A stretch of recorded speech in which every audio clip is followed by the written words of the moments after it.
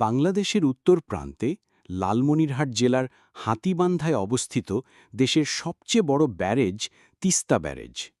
প্রবাহমান তিস্তা নদীর উপর ১৯৯০ সালে নির্মিত এই ব্যারেজ কৃষি, সেচ, বিদ্যুৎ এবং মানুষের জীবনে এক নতুন দিগন্ত উন্মোচন করেছে। প্রায় ৬ লক্ষ হেক্টর জমি এই ব্যারেজের সেচ সুবিধা পাচ্ছে।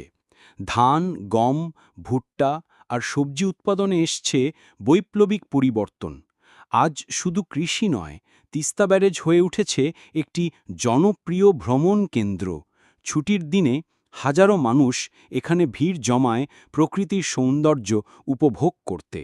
তবে বর্ষা মরশুমে উজানের ঢল নামলে নদীর পানি ভয়াবহ আকার ধারণ করে।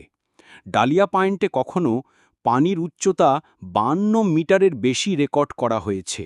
তখন তিস্তা ব্যারেজ একদিকে বন্যা নিয়ন্ত্রণে, অন্যদিকে জনজীবনের দুর্ভোগের কারণও হয়ে দাঁড়ায়। তিস্তা ব্যারেজ শুধু একটি প্রকৌশল কীর্তিই নয়, বরং বাংলাদেশের উত্তর জনপদের উন্নয়ন, কৃষি এবং পর্যটনের প্রতীক।